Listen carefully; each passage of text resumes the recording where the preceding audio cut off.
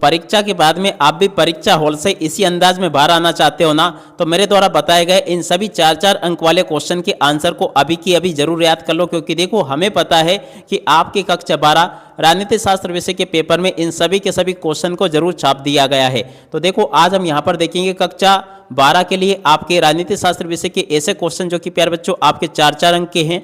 और प्यारे विद्यार्थियों, आप लोग सभी के सभी इन क्वेश्चन आंसर को यहाँ से जरूर याद कर लो। देखो पहला क्वेश्चन है, भारत चीन के बीच मतभेद, मनमुटाव, तनाव, विवाद के कोई 4 कारण लिखिए। देखो प्यारे बच्चों, मतभेद लिखा है, मनमुटाव लिखा है, तनाव लिखा है या विवाद लिखा है, तो भी प्यारे बच्चों आपको ये वाला क्वेश्चन का आंसर लिखकर आना होगा। देखो किस प्रकार से आपको इस क्वेश्चन का आंसर लिखना होगा।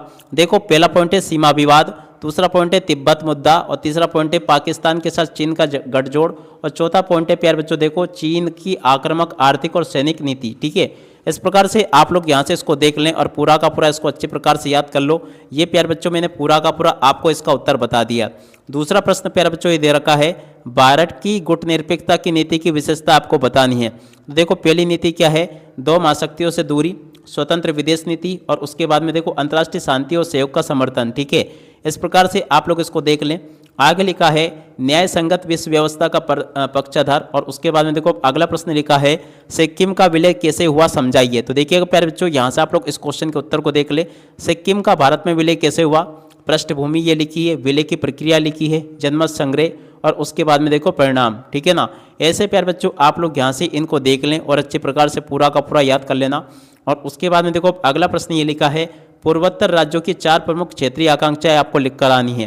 पहले की लिखी है अधिक स्वायत्तता और पहचान और आर्थिक विकास, तीसरा लिखा सुरक्षा और शांति।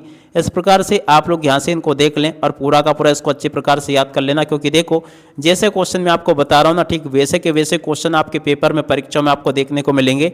अगर आप भी अपने पेपर में टॉप करना चाहते हो ना, तो इन सभी क्वेश्चन आंसर को अच्छे से याद करके जरूर जाना। ठीक है, उसके बाद में देखो अगला पॉइंट ये लिखा बेहतर संपर्क, और उसके बाद में देखो अगला प्रश्न ये लिखा है सार्क संगठन के उद्देश्य लिखिए। तो देखिएगा प्यारे विद्यार्थियों, सार्क संगठन के उद्देश्य क्या क्या लिखे हैं, ये लिखे हैं। ठीक है ना, सार्क संगठन के उद्देश्यों में पहला लिखा लोगों का कल्याण, दूसरा लिखा है आपसी विश्वास और समझ, और तीसरा लिखा प्यारे बच्चों देखो आर्थिक विकास, चौथा लिखा प्यारे बच्चों सांस्कृतिक और वैज्ञानिक सहयोग। ठीक है, तो ऐसे प्यारे बच्चों आप लोग यहाँ से इसको भी देख लो और अच्छे से याद कर लेना।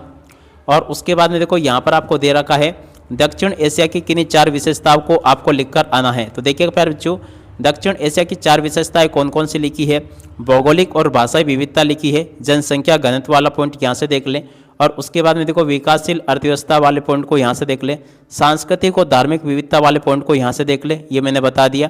और उसके बाद में देखो यहाँ पर लिखा है अंतर्राष्ट्रीय संगठन के 4 कार्य आपको लिखने हैं। तो देखिएगा प्यारे विद्यार्थियों, यहाँ से आप लोग अंतर्राष्ट्रीय संगठन के 4 कार्यों को देखकर लिख लें, ये मैंने बता दिया आपको।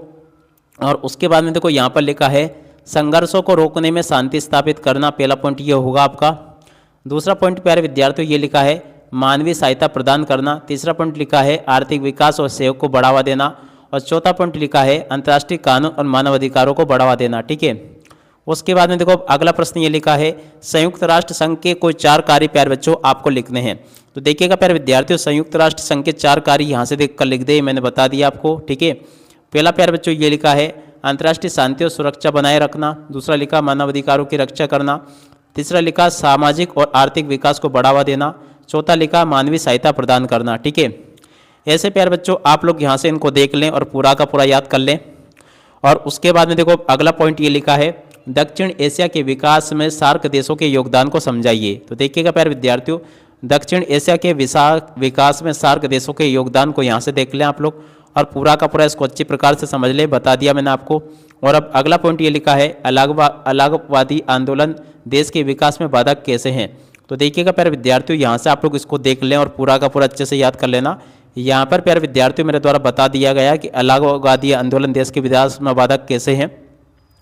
और अगला ये दे रखा है ताशकल समझौता एवं शिमला समझौते को स्पष्ट कीजिए। तो देखिएगा प्यारे विद्यार्थियों, ताशकल समझौता और शिमला समझौते को इस प्रकार से आपको स्पष्ट करना है। पूरा का पूरा प्यारे बच्चों मैंने आपको बता दिया। उम्मीद करता हूं कि यहाँ से आपने इसको पूरा का पूरा अच्छे से समझ लिया होगा और आप सब लोग इसको परीक्षाओं में भी अच्छे से लिख कर आ जाओगे।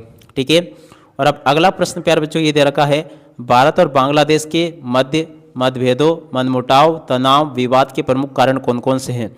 इनमें से प्यारे बच्चों कोई भी आपको देखने को मिलेगा, जैसे कि मतभेद लिखा आ सकता है, मनमुटाव लिखा आ सकता है, तनाव लिखा आ सकता है, विवाद लिखा आ सकता है। तो यहाँ से आप लोग इसको देख लें और पूरा का पूरा अच्छे प्रकार से समझ लें, जैसा कि मैंने आपको बताया। यहाँ पर प्यारे बच्चों मेरे द्वारा पूरा का पूरा आपको बता दिया गया है। पहला पॉइंट ये लिखा है, दूसरा ये लिखा है, तीसरा पॉइंट ये दे रखा है, चौथा पॉइंट प्यारे बच्चों आपको ये दे रखा है। ऐसे आप लोग इसको देख लें। और अब अगला प्रश्न प्यारे बच्चों ये दे रखा है, संयुक्त राष्ट्र संघ के कौन कौन से अंग हैं, इनमें से सुरक्षा परिषद का वर्णन कीजिए। देखिएगा प्यारे विद्यार्थियों, संयुक्त राष्ट्र संघ के कौन कौन से अंग हैं, इनमें से प्यारे बच्चों देखो यहाँ से आपको सुरक्षा परिषद का वर्णन करना है। यहाँ से आप लोग इसको देख लें और पूरा का पूरा इसको समझ लें। यहाँ तक के सभी क्वेश्चन और उन क्वेश्चन के आंसर प्यारे बच्चों मेरे द्वारा बता दिए गए हैं। और अब अगला प्रश्न प्यारे बच्चों ये दे रखा है, भारत की विदेश नीति के सिद्धांतों की व्याख्या कीजिए। तो देखिएगा प्यारे विद्यार्थियों, भारत की विदेश नीति के सिद्धांत की व्याख्या यहाँ से देख लें आप लोग। ये पूरा का पूरा प्यारे बच्चों आपको मैंने बता दिया। ऐसे आपको यहाँ तक के सभी क्वेश्चन और इन क्वेश्चन के उत्तर को देख लेना, जैसा कि मैंने आपको बताया। और उसके बाद में देखो अगला क्वेश्चन पूछा है, गुट निरपेक्ष नीति की प्रमुख विशेषताओं का वर्णन कीजिए। तो देखिएगा प्यारे विद्यार्थियों, गुट निरपेक्षता की नीति की प्रमुख विशेषताओं का वर्णन यहाँ से आपको कर देना है। देख सकते हो यहाँ पर मैंने आपको पूरा का पूरा इसका सॉल्यूशन बता दिया। तो ऐसे आप लोग इसके सॉल्यूशन को देख लो और अच्छे से याद कर लेना। और उसके बाद में देखो यहाँ पर क्वेश्चन लिखा है, भारत में विविधता में एकता पाई जाती है, इस कथन को विभिन्न उदाहरणों द्वारा स्पष्ट कीजिए। तो देखिएगा प्यारे बच्चों, पहला पॉइंट ये लिखा है, इसको आप लोग देख लें और पूरा का पूरा अच्छे प्रकार से याद कर लेना। यहाँ पर मैंने आपको विविधता में एकता कैसे पाई जाती है इसका पूरा का पूरा पॉइंट बता दिया। और अब अगला प्रश्न ये लिखा है, क्षेत्रीय असंतुलन को दूर करने हेतु कोई 4 उपायों को लिखिए। तो देखो पहला उपाय प्यारे बच्चों ये लिखा है, दूसरा उपाय ये लिखा, तीसरा ये लिखा है, चौथा ये लिखा है। ऐसे आप लोग देख कर लिख दे और पूरा का पूरा याद कर लेना। और अब अगला पॉइंट ये लिखा है, भारत पाकिस्तान के मध्य मतभेदों, मनमुटाव, तनाव, विवाद के कारणों का प्यारे बच्चों विश्लेषण करना है। देख सकते हो प्यारे बच्चों, यहाँ पर आपको मैंने 3 क्वेश्चन बताए।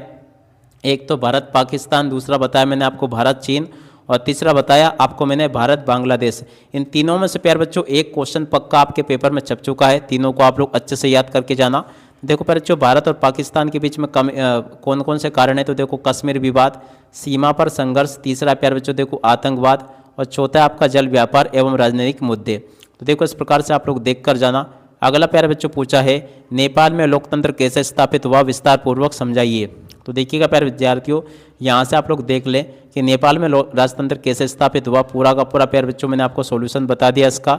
अब अगला प्रश्न प्यारे बच्चों ये दे रखा है, सुरक्षा परिषद को संयुक्त राष्ट्र संघ की कुंजी क्यों कहा जाता है।